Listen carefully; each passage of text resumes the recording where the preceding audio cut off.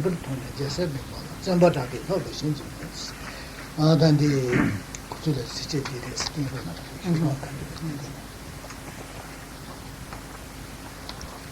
Donc ce soir, Karim Botier va commenter un des versets donc, de Yunten Shiyoma, donc ce que nous récitons au début de chaque enseignement. C'est le verset qui est en tibétain à la page 4 et dont il y a donc la traduction à la page 5 donc, du frère que nous récitons au début des enseignements. Et donc en tibétain, Sensam Tiekian, Tsulchim Nam Sumla, Kompa Mena, Chanchub Midjupal, Lepal Tsone, Gieset Gambala, Tsumba Tabu, Lobal Chinkilo. Qui est donc en français, bénissez-moi afin que je puisse me consacrer avec une ardente énergie.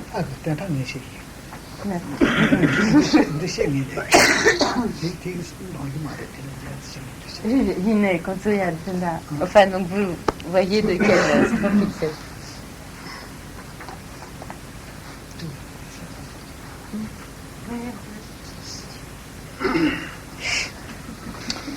단지 송거가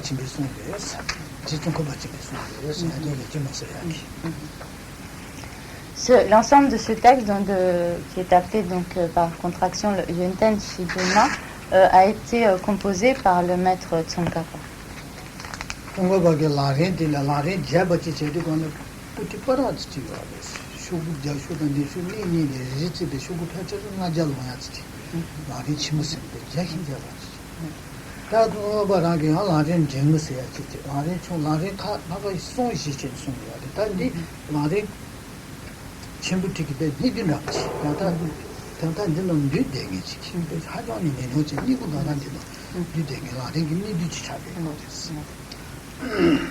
Donc le grand maître Tsongkhapa a composé essentiellement donc trois grands textes sur donc ce qui est appelé la voie progressive ou la voie graduée vers l'éveil. Il y a donc ce qui est appelé couramment en tibétain le Lamrim Chemo, donc la grande voie progressive, donc le grand texte de la voie progressive. Il y a également donc un Lamrim moyen et un Lamrim disons résumé. Or et donc la signification de ces trois sortes donc de Lamrim développé, moyen et résumé se trouve résumé en fait dans ce texte de Yunten Shiyoma qui donc réunit l'essentiel de tous les points de ces trois types de Lamrim, donc de voie graduée ou de voie progressive.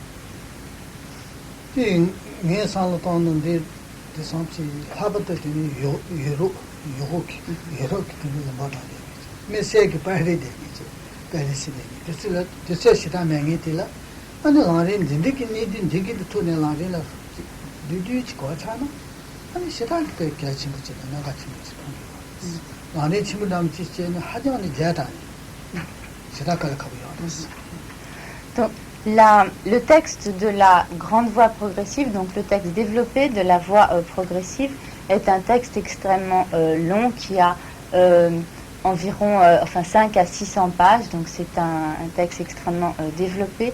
Et donc Karim Botier pense que pour les gens, les occidentaux en général, et particulièrement les gens comme nous qui vivons dans les grandes villes, donc qui avons globalement peu de temps, ce texte donc très court de Yunten Shiyoma qui reprend donc tous les points essentiels de la grande voie progressive peut nous être particulièrement bénéfique justement donc si nous arrivons à comprendre et à bien connaître donc l'essentiel de ces points, nous pourrons donc de façon résumée connaître l'essentiel des grands enseignements de la voie progressive.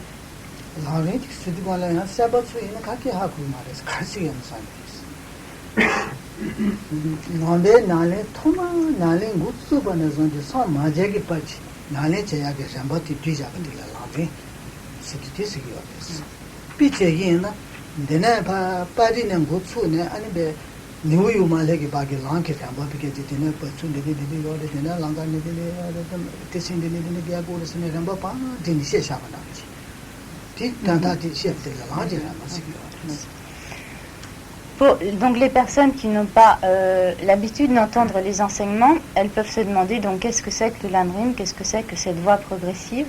En fait, ce sont les enseignements qui expliquent la manière dont on parcourt le chemin depuis le moment donc, où l'on est complètement débutant, où l'on s'engage donc dans la voie, et qui expliquent donc quelles sont toutes les étapes progressives que l'on rencontre et que l'on traverse donc le long du chemin jusqu'à l'obtention du but final, donc jusqu'à la réalisation de l'état de Bouddha.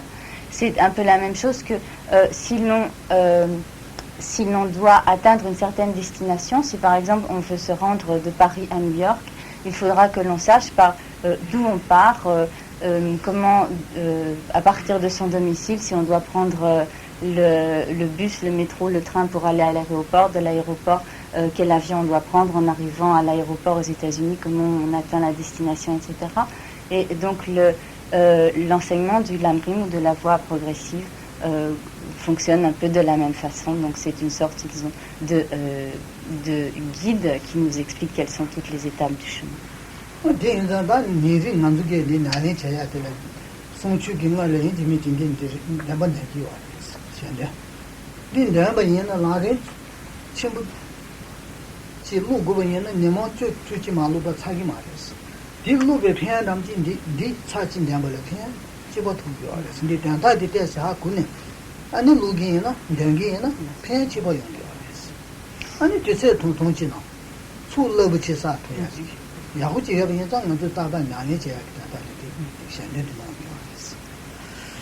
Et donc, lorsque l'on connaît la signification de ce texte, donc du Yonten Shegyoma, et qu'on récite, qu'on lit ou qu'on récite ce texte, donc cela est pour nous d'un très grand bénéfice, car si l'on veut étudier donc le grand texte de la voie progressive, donc le texte en 500 pages, seulement pour le lire, il faudrait au moins donc 10 journées entières pour ne faire que lire ce texte. Et donc, lorsque l'on récite en comprenant le sens, ce texte donc de Yonten Shegyoma, cela peut avoir pour nous donc les mêmes bénéfices que donc en très peu de temps que de consacrer beaucoup de temps à lire les 500 ou 600 pages du Grand Lamrim.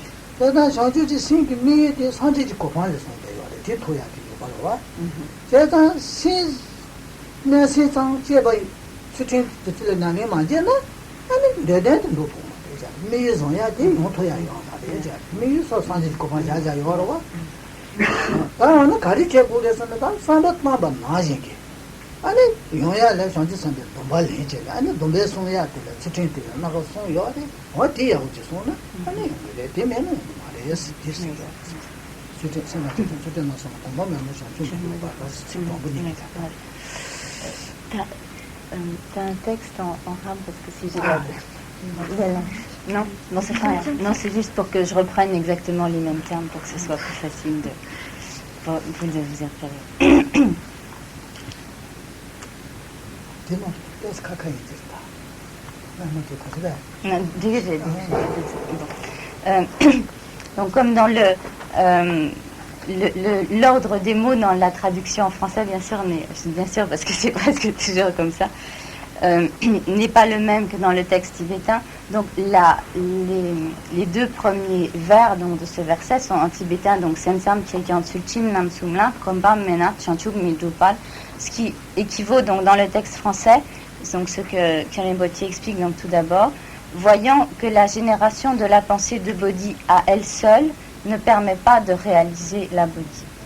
Donc, dans le texte tibétain, donc lorsqu'il est dit Sem Tsam, Sem c'est littéralement c'est donc la pensée ou l'esprit, et ici donc cela s'applique à la pensée de Bodhi. Quand il dit là Sem Tsam, Sem Sayate, Munsen Tang, Jusen. C'est de Taz, c'est ça.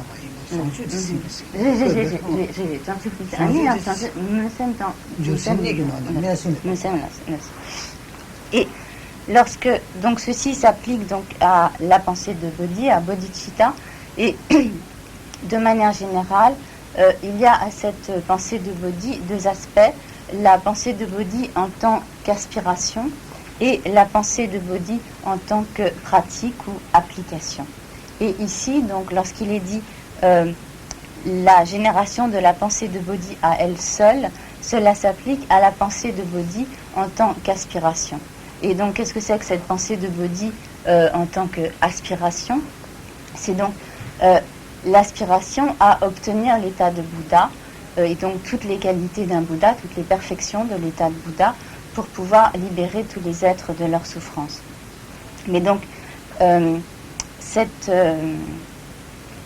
par cette seule, disons, si l'on a seulement cette pensée de Bodhi, qu'on a simplement comme ce vœu, ce souhait d'obtenir l'état de Bouddha, si l'on se contente donc de ce souhait à lui seul ne permet pas de réaliser les desseins que l'on s'est fixés, donc le dessein de libérer tous les êtres de leur souffrance, et pour cela donc d'obtenir l'état de Bouddha. Pour cela, il faut vraiment s'engager à la pratique des bodhisattvas, et pour cela, donc, on va prendre les engagements de bodhisattva, et en prenant ces engagements de bodhisattva, on va également donc s'engager à la pratique de l'éthique des bodhisattvas, cette pratique de l'éthique des bodhisattvas qui elle-même revêt donc trois aspects essentiels. Et c'est seulement donc si sur la base de cette pensée de Bodhi, pardon, et j'ai oublié quelque chose avant, donc même le simple fait d'avoir la pensée de Bodhi en tant qu'aspiration fait de l'individu qui développe cette pensée de Bodhi en tant qu'aspiration un véritable bodhisattva. Mais cela seul donc n'implique pas que l'individu s'engage nécessairement dans la pratique des bodhisattvas, et donc qu'il s'engage à l'observance des trois sortes d'éthique des bodhisattvas.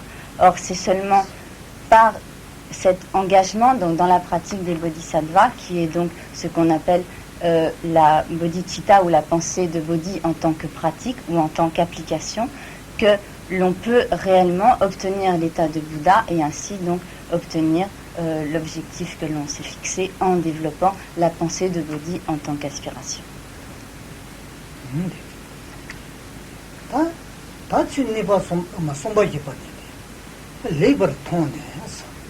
레이버 톤에서 레이버네 야구지 톤에서 야구지 하고네 톤에 하고 생기 톤 미기 톤만 생기 톤에 생기 하고 또 버리고 레이버 톤에서 야구지 하고네서 가리 야구지 하고네서 다 되네지 돼 상지 선배 논대 최대 나서 말했나 상제지 고만 톤 메토야 돼 야구지 하고네 야구지 하고 버제네 레이버 톤에서 아니 자세 동발라서 자세 수디 상치 선배 미리 아니 상치 선배 동발라 자세 동발라 전부 자비 로버시지 아니 그 전에 천배군에 나래 제토야기 나 신주라고 주스 나마 계신데 신주라고 주지 나 되게 제토야지 신주라고 주스 됐어 전부 로버 신주라고.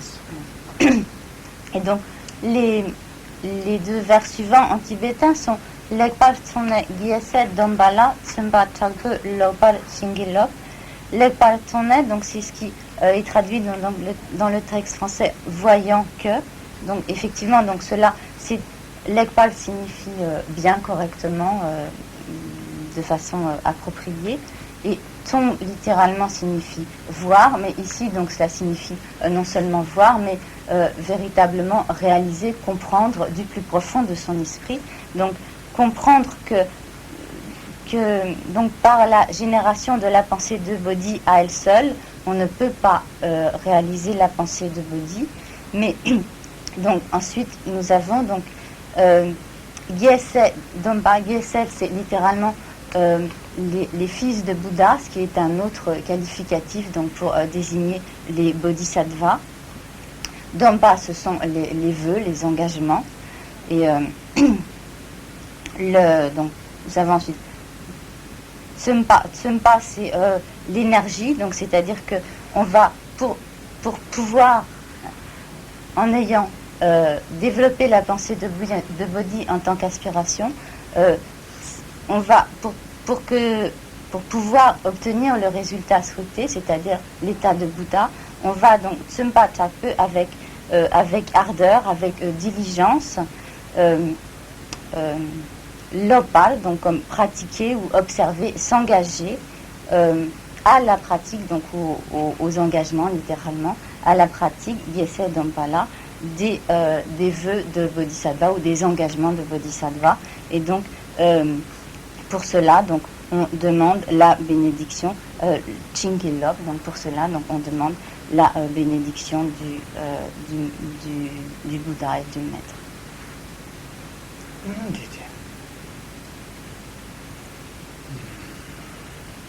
마타데 제자다 네 세체 지텔레베 시라기 단다자 침지가 있어. 단다베게 제기 잡아 시베는 단디노데 시라기 단다 먹지가 있어. 이 시라기 소그런데 중종지레데 신민용지레데 빼면세기 자침지가 마루레 단다디 개침지 사디가 있어. En fait, la signification contenue dans ce verset, qui n'a donc 4 lignes, est extrêmement vaste et peut être commentée de façon très profonde et très détaillée.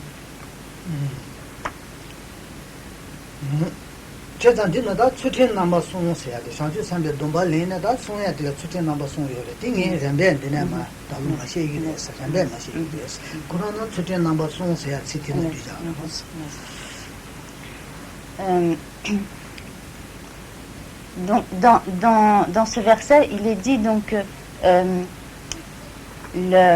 que si on ne pratique pas donc l'éthique des bodhisattvas par la simple pensée de Bodhi en tant qu'aspiration, on ne peut pas donc obtenir l'état de Bouddha.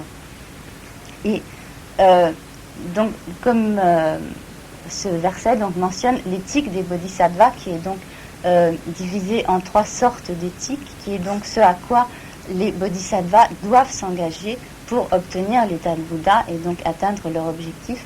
C'est donc au cours des enseignements de cette année de ces 3 sortes d'éthique des bodhisattvas que Rinpoche va parler.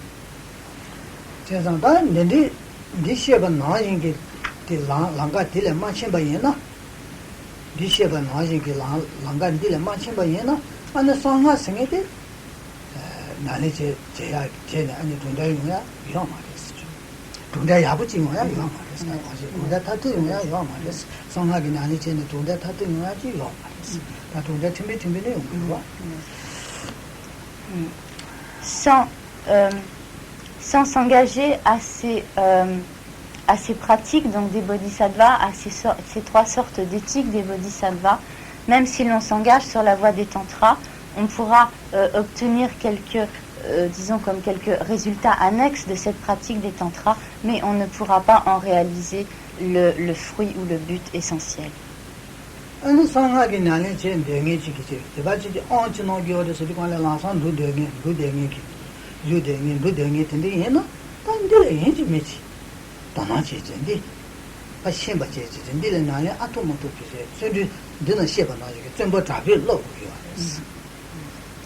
Et si l'on veut très fermement, absolument s'engager à la pratique des tantras, si l'on veut recevoir des initiations pour pouvoir donc s'appliquer à la pratique des tantras, il sera indispensable au préalable de tout d'abord donc savoir ce qu'est cette éthique des bodhisattvas et de s'y appliquer au maximum de nos possibilités.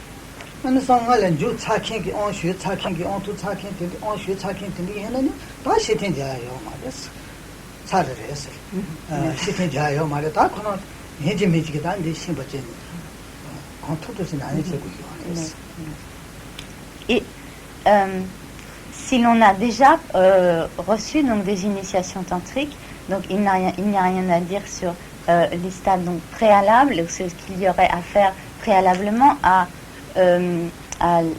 ces initiations tantriques, et il va donc sans dire qu'il est d'autant plus important dans ce cas-là de s'appliquer donc à ces trois formes d'éthique des bodhisattvas.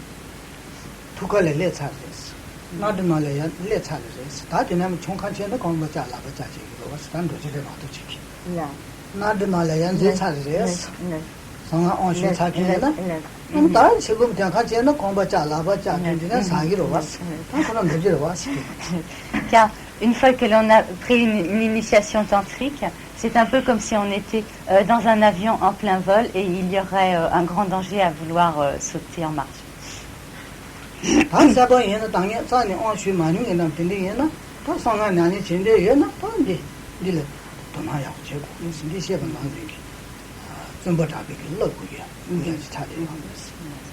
Mais si l'on n'a pas encore reçu d'initiation tantrique, il est particulièrement important donc de s'appliquer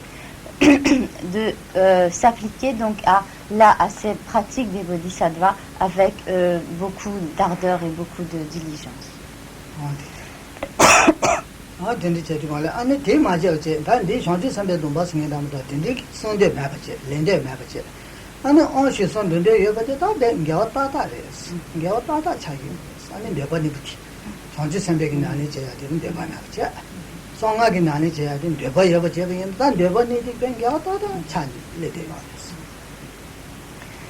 Mais si, par exemple, nous n'avons aucune aspiration à pratiquer l'éthique des bodhisattvas, que nous ne souhaitons pas du tout prendre les engagements de bodhisattva, mais que par contre nous avons un vif intérêt à recevoir des initiations tantriques pour pratiquer donc les tantras.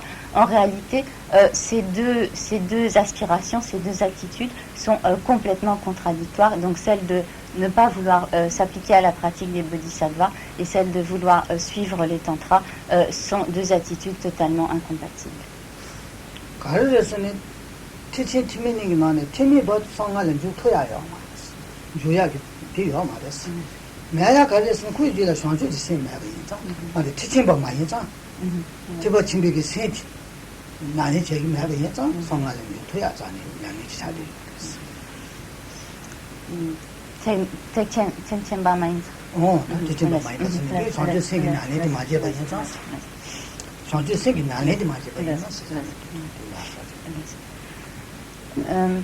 En effet, les disciples du petit véhicule, du Hinayana, ne peuvent pas s'engager sur la voie des tantras, et ceci donc parce qu'ils ne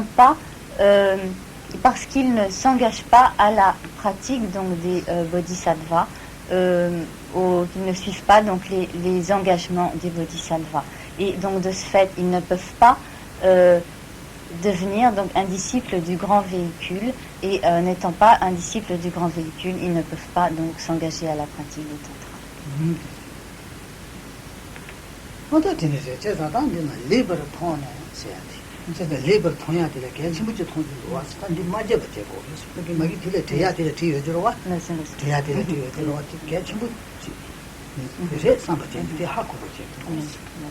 Et donc dans le texte il est dit donc voyant que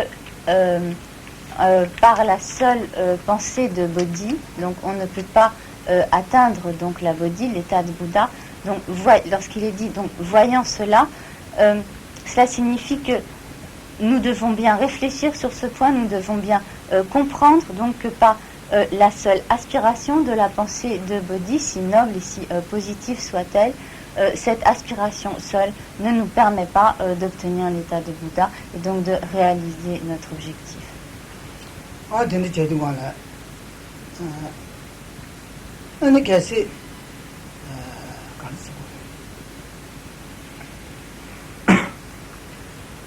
on a tout mis ça. Un tiers dans ta talon, mais c'est qui dit.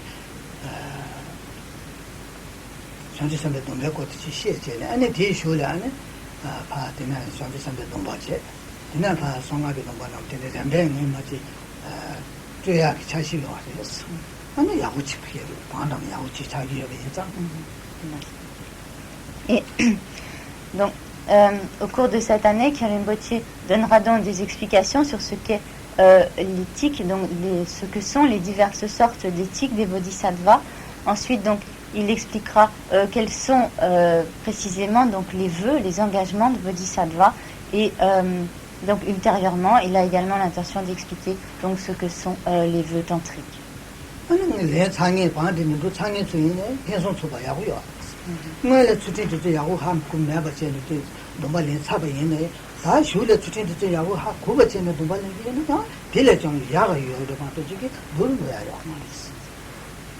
Donc, pour ceux qui n'ont pas encore pris les engagements de bodhisattva, savoir de quoi est constituée donc l'éthique et la pratique des bodhisattvas, cela sera une chose tout à fait excellente.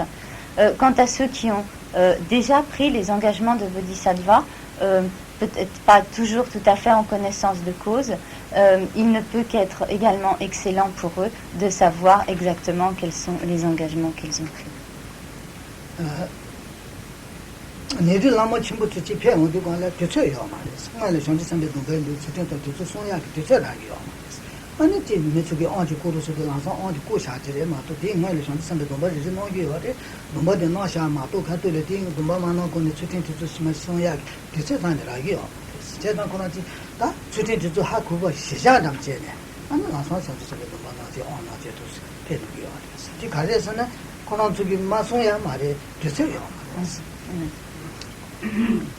Lorsque les grands maîtres viennent en Occident et enfin en Europe, dans la mesure où ils disposent de très peu de temps, souvent donc les disciples leur demandent des initiations, et donc comme ils disposent de peu de temps, ils donnent donc préalablement à ces initiations les vœux de bodhisattva, les engagements de bodhisattva, puis ils donnent les initiations sur la base donc du fait que les disciples doivent en fait connaître ce que sont donc les engagements de bodhisattva, ce qu'est l'éthique des bodhisattvas, et ceci donc dans la mesure où ils n'ont pas le temps nécessaire à l'exposer de tous ces enseignements préalables sur l'éthique des bodhisattvas.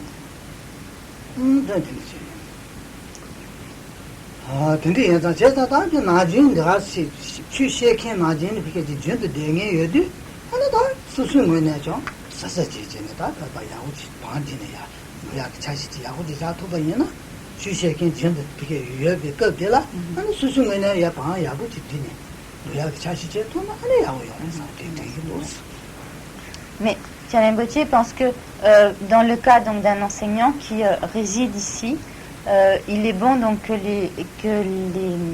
les enseignements et que donc les choses soient faites dans un ordre approprié pour la pratique des disciples et la connaissance des disciples.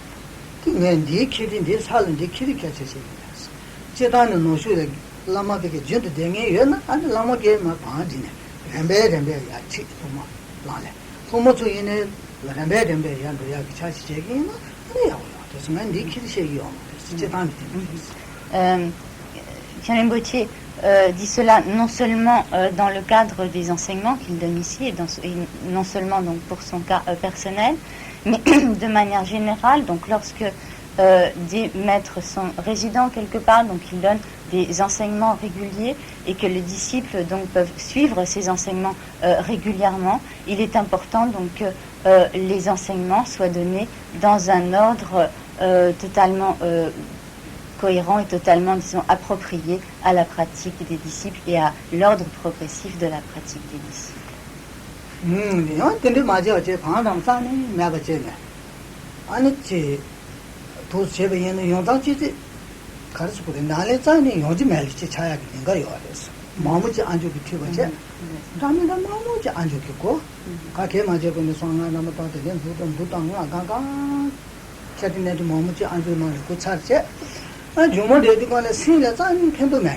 신디 가디네 나만어제 차고치데 신주에 자니 신을 좀 못해야지 땡땡 그랬어 용주요 알았어. Car si dans le cadre d'enseignements qui sont donnés régulièrement, pardon, il n'y a pas donc comme une continuité logique dans les enseignements, un suivi progressif donc dans les enseignements, mais qu'il y a toutes sortes de sujets divers qui sont exposés et qui ne sont pas forcément cohérents, disons, les uns avec les autres, qui n'ont pas de lien direct entre eux, qu'il y a parfois qu'il puisse y avoir parfois des enseignements très élevés, d'autres beaucoup plus simples. Et donc s'il n'y a pas comme une progression continue dans ces enseignements, en fait le disciple risque fort de se trouver un peu perdu au milieu de tous ces enseignements, et en fait il risque de n'arriver à rien mettre en pratique, et au contraire de demeurer seulement dans une sorte de confusion, et de ne pas être en état de recevoir les bénédictions liées donc à la transmission des enseignements, et donc de ne pas être à même de pouvoir utiliser les enseignements pour transformer son esprit. 편지 매베토는 네버 연구를 가려서 여자들이 취를 배우도록 취도 야고 말했어. 아니 취를 거도. 또 성제를 거도. 성제 성에도 담바르면 또 자진돼 있었어. 성제를 거도. 아다 취도 야고 면도 편도면도 취를 거도. 다 성계게 라모지서 야고 면도 아 라모지서 거도. 아니 여자들이 시다 내 내가 친구 네버 미기어 사야지. 인들래야 내가요. 그랬어. Et donc, non seulement ce type d'enseignement un peu, disons, éparpillé risque de ne pas être bénéfique aux disciples, mais il risque même de lui être nuisible, dans la mesure où le disciple risque donc de ne pas tirer profit de ces enseignements, et voyant donc que ces enseignements sont sur lui donc sans résultat, il peut être amené à se détourner complètement du dharma et à penser donc que les enseignements sont sans effet, que ce que les maîtres racontent n'a pas de sens, est inutile, que le dharma n'a pas de sens, etc. Et donc le disciple risque de se détourner complètement des maîtres, du dharma, et de rejeter les maîtres et le dharma, et de ce fait d'avoir une attitude très négative qui aura pour lui des conséquences négatives.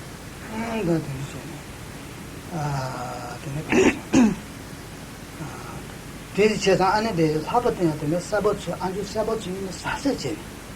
但사세제 야구지 제가 도스 제가 사네 야구요. 취를 신을 때네 요아です. 상제비 자진 세기 말です. 취를 안에 제는 신사 주지 때네 요아です. 나게 뭐나 야구 제기는 아 소소 뭐나 야구지 말도네. 취를 신을原来주기 말です. 아니 취를 거더 사자를 요아です. Et disons, ces conseils et ces précisions sont particulièrement importantes pour ceux qui abordent nouvellement les enseignements du Dharma, car il est certain que les enseignements du Dharma véhiculent des bénédictions, un pouvoir de transformation des disciples, un pouvoir donc de transformation des individus, mais cela dépend de la manière dont les disciples mettent ces enseignements en pratique. C'est pourquoi donc il est très important de faire très attention à la manière dont on s'engage à la pratique, et donc d'être particulièrement attentif à ce qu'expose Khyalme Rinpoché sur cette manière de mettre les enseignements en pratique.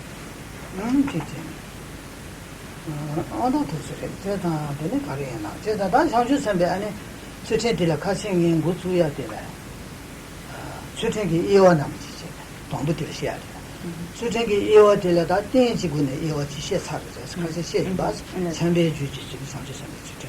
형기 주지 상주선에 내가 칸이 그래서 지금 가서 시사를 봤어. 이제 요즘 알아봤어. Donc à propos de l'éthique proprement dite des bodhisattvas, Khyalme Rinpoché avait commencé donc à donner le plan de l'explication de ces enseignements. Et notamment, donc, il avait parlé de l'éthique des bodhisattvas, d'une part donc sur la base d'une existence laïque et sur la base d'une existence monastique. J'espère donc que vous n'avez pas oublié ce qu'il a dit à ce propos. 다요. 아다토세네. 되네요.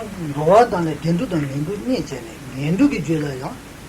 shanti sambe tsutin dumba yore dindu jula ya shanti sambe dumba yore ngendu dindu ni tengi kune chigi ne ya ngendu tengi la yore shanti sambe tsutin dindu tengi la yore shanti sambe tsutin so ya kani shi ayo. Khyalen Rinpoche avait également parlé de la division de l'éthique des bodhisattvas en donc l'éthique des bodhisattvas sur la base des existences inférieures et l'éthique des bodhisattvas sur la base des existences supérieures. Di kasen shebe kasen tila tene shumola tewa chedi wala ngendu tenla yebe shanti sambe tsutin dumba kandi se yongre san tewa chegi yejre san su chi kwanti ke yo mare doba saken yo mare ti yang chambi shita je singa di chi tigi de san chons c'est 총 얘기 말해. chi chon yeda tewa yeda tindi tewa mate tila doba saken yo mare ne tila tewa yongre san ani sha he je chugire san katu di she yo mare telele je chugire san. Et donc, à la fin de du précédent enseignement, donc sur l'éthique des bodhisattvas, lorsque donc Khyalen Rinpoche a cité cette division, donc en éthique des bodhisattvas sur la base des existences inférieures et en éthique des bodhisattvas sur les existences supérieures, il s'attendait à ce que dans la séance de questions, quelqu'un demande comment on pouvait développer les engagements de bodhisattva sur la base d'une existence inférieure. Et donc il s'étonne que personne ne se soit posé la question, ou tout au moins ne l'ait formulée. Khyalen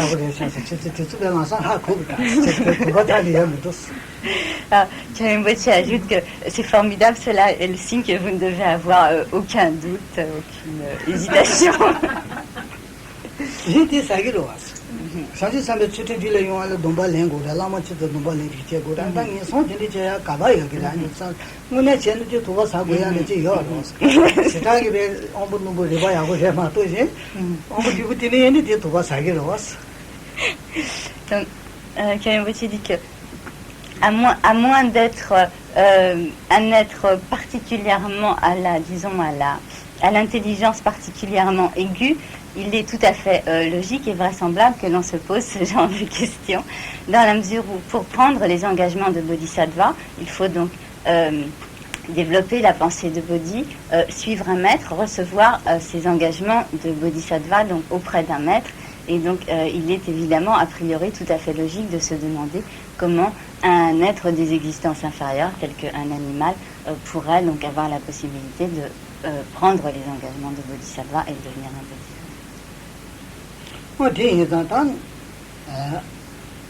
Dindi mares, me songi ten la ane be shanti sambe domba yongya de shanti sambe tsutin yongya de chune ji top ji tobe tsutin yasi chune ji top ji tobe loban dam dam lamon dam dam jiao yu chi kun shu chi sa de ne yana kun shu chi sa de ne de za le domba le ma yana longye su ye be lama chi za le domba le ma dam dindi gu ji ma kuran zu ha ji yong de ne na do ji yong ji wa de chune ji tobe tsutin yasi shanti sambe tsutin yongya 미선 된데 참말이야 말이야.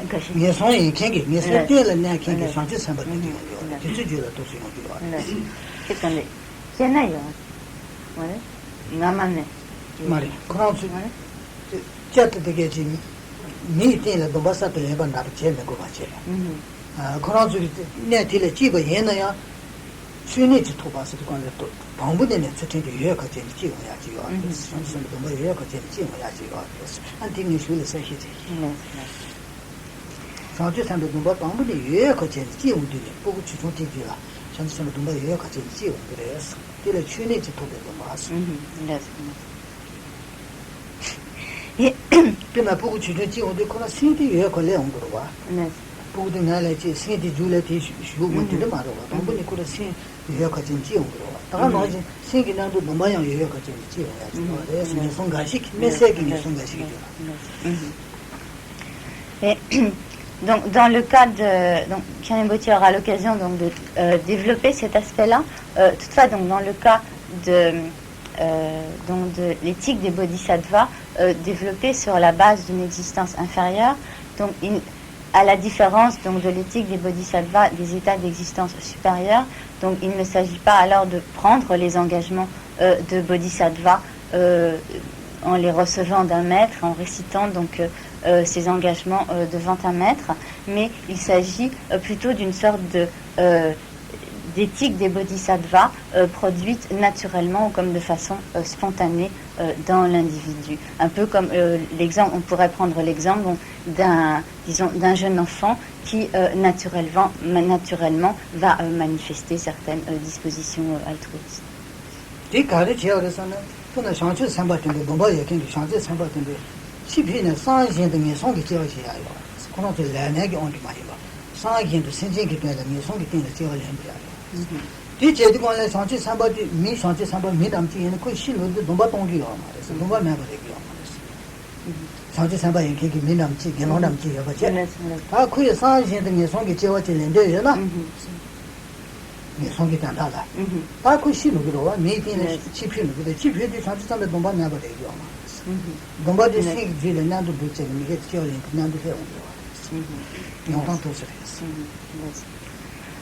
Par exemple, il est possible qu'un individu qui dans sa vie présente est un bodhisattva qui a pris les engagements de bodhisattva et pour donc une raison spécifique utile donc au bien des êtres fait le vœu de prendre une renaissance animale.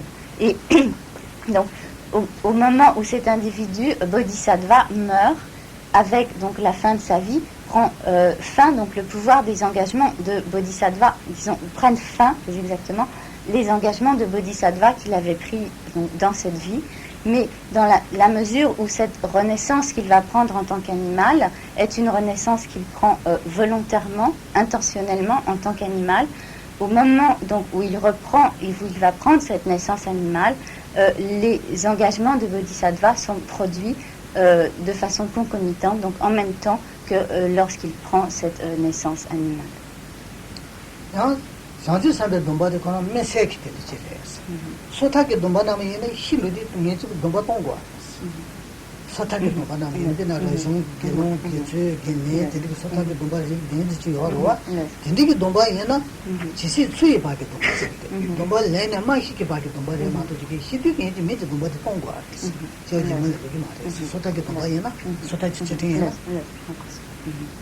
Donc cela donc bien sûr ne s'applique qu'à certaines renaissances dans les états inférieurs, donc tel que l'exemple qui vient d'être donné, mais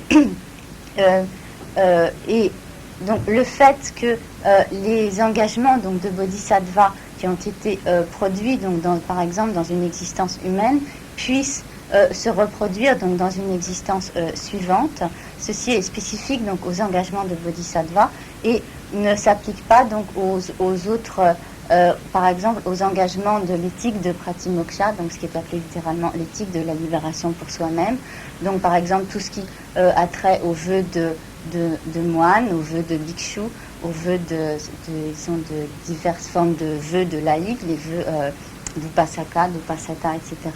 Donc tous ces vœux sont pris pour une seule vie et prennent fin donc à la fin de cette vie et ne sont pas donc reproduits spontanément, naturellement dans une existence suivante. Et ce qui a été donc expliqué précédemment est spécifique aux engagements de Bodhisattva, aux vœux de Bodhisattva.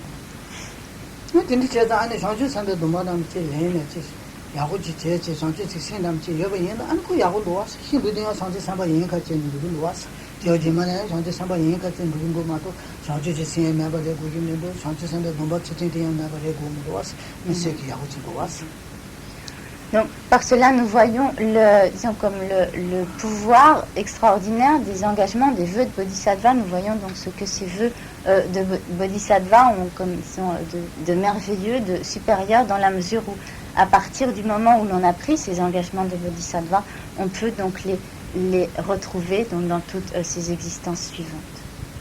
Malabati ki shanti sambe dumba, allez moi le shanti sambe sen, men sen